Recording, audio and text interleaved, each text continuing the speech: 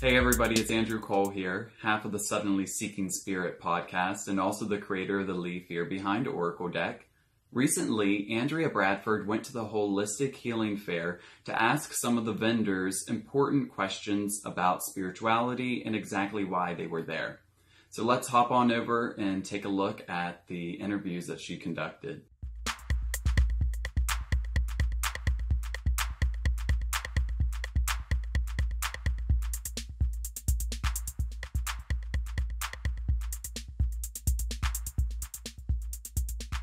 So this is Vanessa, who has put on this amazing event. Thank you, Vanessa, for doing problem. this. Could you maybe tell us a little bit about what's going on here today? Yeah, so the Holistic Healing Fairs were born on based on my own health. What the fair is, it's a safe, non-judgmental place for people to come and learn about the different ways to heal. When the environment on the outside looks unmanageable, sometimes you have to look in, and that's where this is a safe place. So there's all natural products, energy healers, card readers, there's jewelry, stones, crystals, dream catchers. There's really a little mix of everything.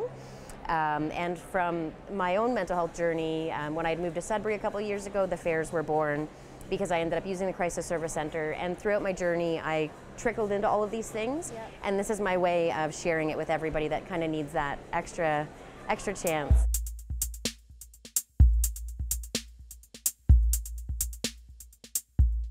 Here we are with Sylvie Chenard of the Girls Art Corner. So do you want to tell us what Girls Art Corner is? Well, Girls Art Corner it started with a mom, me. Nice. And it went to my daughters. This is Anik and Jessica, which has gone out for lunch. And now my granddaughters, actually, because they do all of the jewelry that we have. And it started because one of my granddaughters actually had really severe eczema. Okay. And we didn't want to put cortisone cream on her. So we started doing research. Yeah. And Anik is a massage therapist. Okay. So she had a book with essential oils. Yeah. And that's where it went from. We made our first salve to heal her eczema that was just flaring up like crazy. Yeah. And she's never had a flare-up in the last 3 years, and she's 4 years old now. Wow. Yeah. So nice. she couldn't play in the tub with her sister that loved bubble baths. Oh. So we made these little guys. She would wake up at night, and she'd walk all around the apartment. She would not stay asleep, and she was very hyper. Okay. So that would calm her down, and she would sleep all night. Amazing. And that's how it started. Yeah. Yeah. What brought you to your sort of connection to a spiritual side? I think I've always had a connection to a spiritual side, even when I was a little girl. Okay. I really like outdoors, and I like to be alone in the forest. Nice. And actually, when I was smaller, I thought trees spoke to me. Oh, that's awesome. Which is a little weird. No. But I think where the connection was really made was when my eldest daughter was diagnosed with leukemia. Okay. And there's certain events that happened throughout the whole thing when she was going through the therapy. And at one point, we had gone back home, and then we came back to the hospital because she had a really bad reaction to some of the chemotherapy. And my grandmother passed away. She was my daughter was in critical care, and she said, "Mom, you have to go." And I said, "I'm not leaving you." Right. And she says, "Yes, you have to do me a really big favor." And then I said, "Well, what?" Yeah. And she says, "You have to go, and you have to bring her a little white teddy bear with a red bow. Okay. Promise me you'll do that for me. And don't worry, I'm not alone because Dad's here. He's going to stay with me." Yeah. So I said, okay. So I went home. I got there. My brother was there. We went shopping. Yeah. And we didn't find a teddy bear. Okay. But we did find some big, huge teddy bear that wasn't quite what she had asked for in a huge bin So we went back to that first store. Yeah. We emptied the bin. Yeah. And in the bottom of the bin, the second time, there was a little white teddy bear. Oh my goodness. With a red bow. Wow. And I gave it, I bought it, and my brother went to see the lady that helped us because she knew that my daughter had leukemia and that. And she said that bear was not there. Wow. And I said, no, it wasn't. Wow. So we weren't going crazy. Yeah, yeah. So I did exactly what I was supposed to do. Yeah. That happened in May. In February, we found out that the second bone marrow transplant did not work. We sat on the bed and at Ron McDonald House. Yeah. And she said, Mom, remember when I asked you, because her two sisters asked her, are you scared? Yeah. And she said, no, I'm not. And I was kind of surprised. She's only 14 years old. Right. And she said, no, I'm not scared. And I said, you know, my dad's there. She says, Mom, don't worry. Grandma's there. She's waiting for me. And she has my teddy bear. Oh my goodness. Oh. So, you know, that is spiritual. Yes. And, you know, I know that if Jessica was here, she would tell you that she actually, a few days before Angela passed away, she was at school and she got in really deep trouble and with her teacher. And I found out a few months later, parent-teacher night, Angela had passed away at that point. And the teacher told me what had happened and why Jessica had gotten in trouble. And when I asked her what happened, the date it was, it was coinciding with an event that happened at home. Wow. And when Jessica had come home from school, she was just in the living room and she was just yelling at her sister, and how could you do that to me? And how can you get me in trouble? And I lost my recess.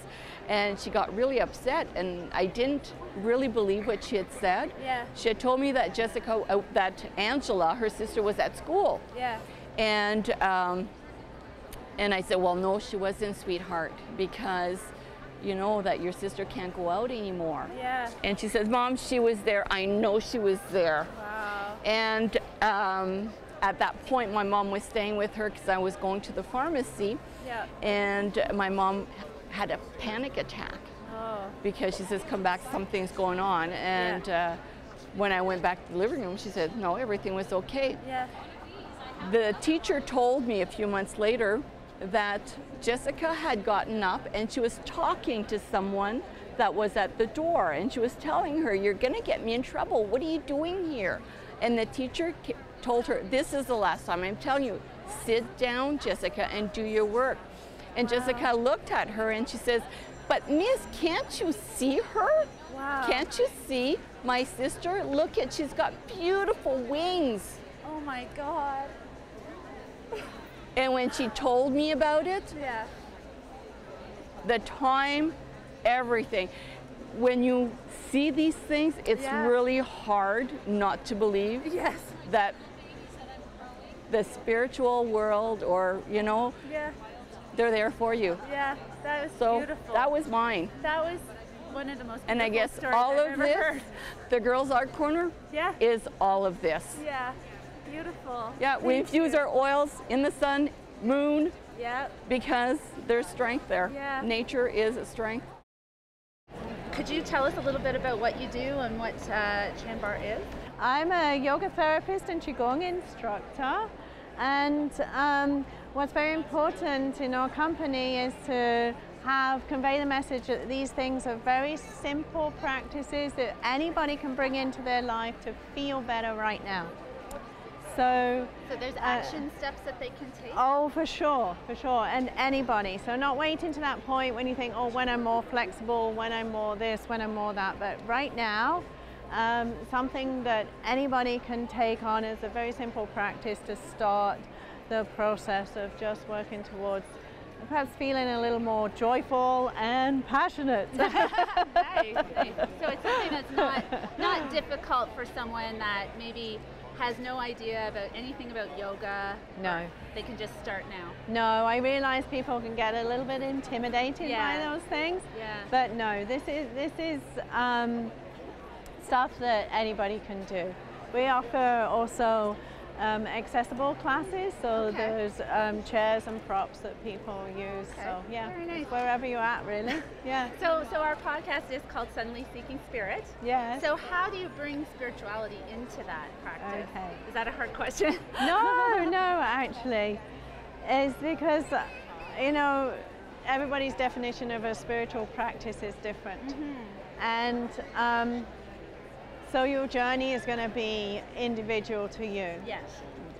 So I don't start to talk about that typically for people. What happens is they'll start to talk to us about, oh, this is happening as I'm practicing my Qigong. These things are coming up and I'm feeling much more connected. So that's where there's a process that seems to go along with movement that's mindful and breathing and taking time to pay attention inward. The spiritual journey just starts to unfold for people. That's awesome. Yeah, it's amazing. Yeah. I love it. It's like an intuitive trigger. Yeah. Fantastic. And in my experience, the movement and the breathing and that mindfulness just helps the journey. I personally find that these practices support my mental health, and then I've worked in mental health for most of my life. Okay. In mental health programs, and just seen firsthand how this stuff just actually gives people really practical tools for empowering themselves. So we're not in like take care of me, do this for me mode, but I can do this for myself. That's fantastic. Yeah, it is. That's great. It is, because it's just, we all need to know that, right? Yes. We don't need somebody else to fix us, but actually have the skills right there within our own. Yeah, that's something that people being. really don't understand. They have to think they have to go find it Yeah, and no. seek, but Yeah. it's inside us all. Yeah. So do you want to explain kind of what you do and what this is? All right. I created the Unlock It's, all right, to help people release their fears, release their blocks, so that they can move forward in life. Because we all have blocks. We all have fears, and we all need that little extra boost. So I have worked as a psychic medium for over 35 years on a professional level. Okay. And have tried to retire. Right. As you can see, I'm doing a really good job at it. Yeah. But this year, I'm really putting my focus into the jewelry, into the Unlock It's. Okay. I'm an intuitive artist. Everything I do is inspired by spirit. So what does an intuitive artist, like what's your process? If you saw what I did, the way I do it, honest to God, I pour paint on the paper, move it around, let it sit, let spirit take over, and it works. Amazing. Do I know what I'm doing? I haven't got a clue. That's how I live my life. I like it. I do too. And so I work with acrylic, I work with inks, I work with liquid watercolor, and I also work with a molding paste. Okay. So some of them have a little bit of texture, and that's how I get the texture. Okay. And then I have templates, so I move it around on the painting to see what looks right. Not just what looks right, what feels right. Right. And then I put it into the pendant, and I'm guided. Right. And then I add crystals to it. Okay. So based on shape, color, and crystals, they will attract the right energies into your life. Nice. So is it something to do with chakras and that kind of thing when you see color, or no? No. No, just that. No, color, it's kind of based on color therapy. Okay. Okay? Because color affects us Okay. in many, many ways. Okay. If people are anyone who has a really hard time saying no, who's constantly putting themselves on the back burner, doing That's everything. a lot of our listeners. Absolutely, doing everything for everybody else. They want to wear some red. Oh, then you know what? All That's right. my favorite color to wear. Then I bet you don't have a hard time saying no. No, not anymore. And it's surprising how many people shy away from red. Interesting. All right. All right. If you want to work with your creative side, creativity, self-expression. Purple, Okay. perfect color.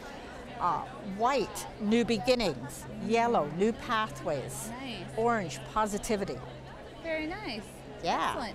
So you said that you were a psychic medium for 30 Yes. So what does that mean exactly? Because I've met intuitive healers, I've met different kinds of angel card readers and things. Okay.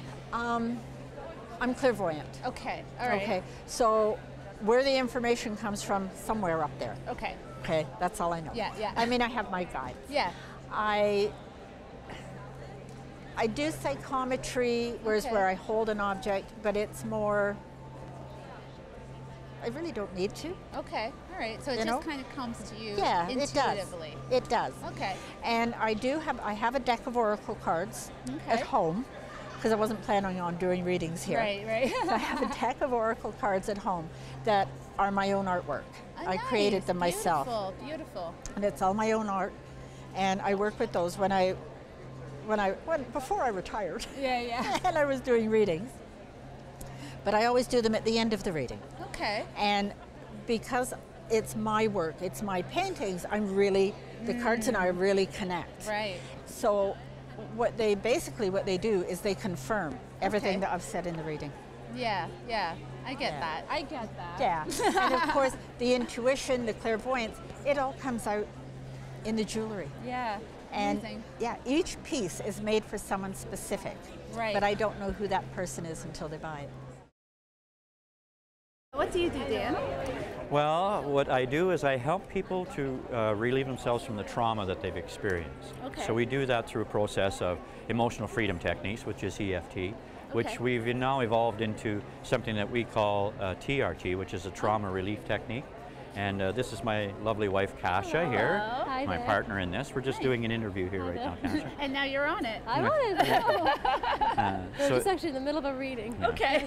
So what we do is we actually use EFT and TRT to help relieve people from their traumas. And how that works is basically this, is that throughout our life we've had things happen to us. We've had these traumas happen early in our lifetime. And whenever these things happen, it seems like it almost locks us into a place in time. And so then we try to go out and experience our life, but we keep getting a slingshot effect where things keep coming back, and then we have these loops over and over again. Like you've probably see it. You get into the same relationships and things keep happening over and over, and you can't understand, well, why can't I break free of this? Yeah. What we found is that people actually get locked in these places in time.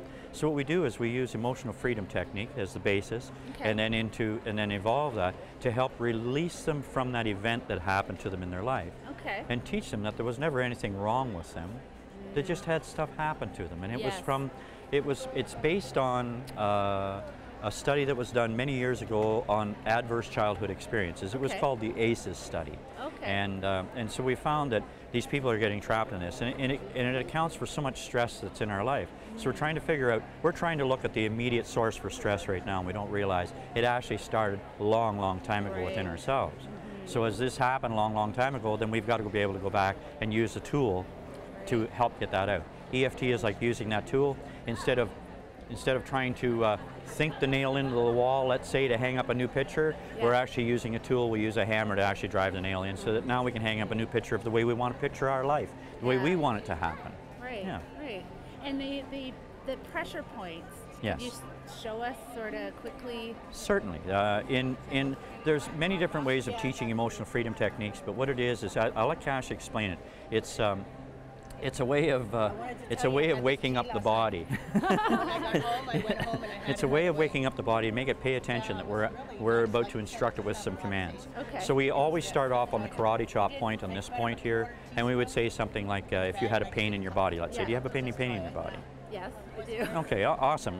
Where is it? Can you say, or? Yeah, my knee. If you have a pain in your knee on a Yeah. scale of 1 to 10, where is it right now? Probably a 6. It's at a 6. Okay, so very good. So let's Yeah. use your knee as an Okay, example, okay? perfect. So you just tap on this part here, and you say, even though I have this pain in my knee, Even though I have this pain in my knee, I deeply and completely I deeply and completely love and accept myself. love and accept myself. Once again, even though I have this pain in my knee, Even though I have this pain in my knee, I deeply and completely I deeply and completely love and accept myself. love and accept myself. Even though I have this pain in my knee, Even though I have this pain in my knee, I deeply and completely I deeply and completely love and accept myself. love and accept So now myself. just tap here and just say this pain in my knee, This pain in my knee, on the side of the eye, this pain in my knee. this pain in my knee, Underneath the eye, this pain in my knee. This pain in my knee. Underneath the nose, this pain in my knee. This pain in my knee. On the chin, this pain in my knee. This pain in my knee. On the collarbone, this pain in my knee. This pain in my knee. And then just you can tap on here, sorry, on your microphone.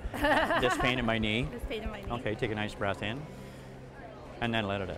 So what we find is we use this to help people find relief in the moment. So Right. there's physically inside of you, there's a lot of things happening with Yeah. your hormones right now. Cortisol levels are going down, endorphins and serotonin are going up. So just Right. check in again with your pain Yeah. in your knee, and where are you now? Probably like a 4. It's going down, you Yeah, see. yeah. Okay, so then if I ask you, if there's an event in your life where you could say where you weren't moving forward, can you find one in your life? Tons. Okay, awesome. Okay. So I want you, we don't need to know what the event is, yeah. just let's have you check in with what that event is, okay? Okay. All right, and on a scale of 1 to 10, when you think of that event, how emotional do you get? Very emotional. Okay, 10. so out of Yeah. 10, okay, very Yeah. good. We don't need to know what it is. Okay. Just pick a number, any number at all for me. 5. 5, okay, so just tap on here and just Okay. say, even though I have all these emotions, Even though I have all these emotions. in my 5 event, in my 5 event. I deeply and completely I deeply and completely love and accept myself. love and accept myself. Even though I have all these emotions, Even though I have all these emotions. in my 5 event, in my 5 event. I deeply and completely I deeply and completely love and accept myself. love and accept One more myself. time. Even though I have all these emotions, Even though I have all these emotions. in my 5 event, in my 5 event. I deeply and completely I deeply and completely love and accept myself. Love and accept Now a little bit of a different twist here. I want you to tap right here and just say, I release myself I release myself from these emotions in my 5 event. from these emotions in my 5 On event. top of the head, I release myself I release myself from these emotions I have in my 5 event. from these emotions I have in my 5 On the back of the head, I release myself I release myself from these emotions I have in my 5 event. from these emotions I have in my 5 On the event. side of the head, I release myself I release myself from these emotions in my 5 event. from these emotions in my 5 event. I release myself I release myself from all these emotions. from all these emotions. I release myself I release myself from these emotions in my 5 event. from these emotions in my 5 On the event. collarbone, I release myself I release myself from these emotions in my 5 event. from these emotions in my 5 On event. your heart plate, I'll try to do it very quietly here. And then just say, I am so much more I am so much more than these emotions, than these emotions, than this sadness. than this sadness. I am so much more I am so much than more this regret. than this regret. I am so much more I am so much more than this guilt I feel. than this guilt I feel. I'm a good person. I'm a good person. I'm loving and kind. I'm loving and I'm kind. brave. I'm brave. bold. I'm bold. compassionate. I'm compassionate. And sometimes Sometimes, I'm fearless. sometimes I'm fearless. There you go. Take a breath in and let it out. Check in with your 5 again. Vent again. Where are you now? Way low. Down to a 4. what? Down to a 4? Yeah. How's your knee pain now? I can't feel it. You see, we store emotions in our body. It's the most Yeah. remarkable thing. This Yeah. is what happens. People think they're walking around in chronic pain. They think they're walking around in all this stuff. You're virtually walking around in your own memories. Yeah. You're walking around in your own emotions. We're carrying this with us on a day-to-day basis. We're always looking for the magic pill to cure ourselves. All we have to understand is that this brain that we have up here, we're using this as a calculator to try and run the computer. Right. It's this that is the feeling mechanism. We have 4 times more nerve endings in our body than we do have blood vessels.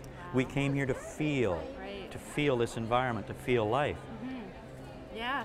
But it isn't it interesting how we can get trapped in an event and get caught there, and then Yeah. that's all we end up feeling. Yeah. So your body says to you, wake up please, wake up please, wake up please. So then we calm it, we release it, we let it know it's safe. Yeah. Everything's gonna be okay. You're gonna be just fine. Where's your event now on a scale of 1 to 10? It's pretty low. I wasn't even thinking about it actually. Okay. It's pretty low. Wonderful. So, Yeah, yeah. That's great. do you now know what EFT is? Yes. And what That's TRT part of what we is? do. Yeah. Because this is part of what we do, definitely. So how amazing was that? The Holistic Healing Fair provided so many different things. I would have never thought that they would have jewelry to EFT to mediums there.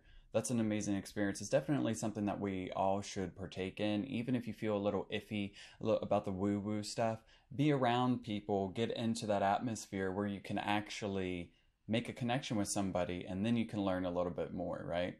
So In her interviews, we learned from Sylvie with the actual girls' art corner. That was a beautiful story that she had to provide as to why she got into this and her spiritual journey, where that all started. And then we learned a little bit about yoga and qigong and how that can bring joy into your life and provide passion for you. And then we also heard from the Unlock It artist, who's an intuitive artist. And then we closed out with the amazing Dan Brooks, the EFT master and tapping. I've delved into a little bit of tapping, and it is amazing the releases and blocks that you actually experience whenever you go through EFT. As you saw, Andrea actually received some of those benefits even in a short little session. So thank you, Andrea, for providing us with those interviews. I definitely learned a little bit more, and I'm sure the viewers did as well. So until next time, guys, we will see you. Thank you for joining us for the Suddenly Seeking Spirit podcast.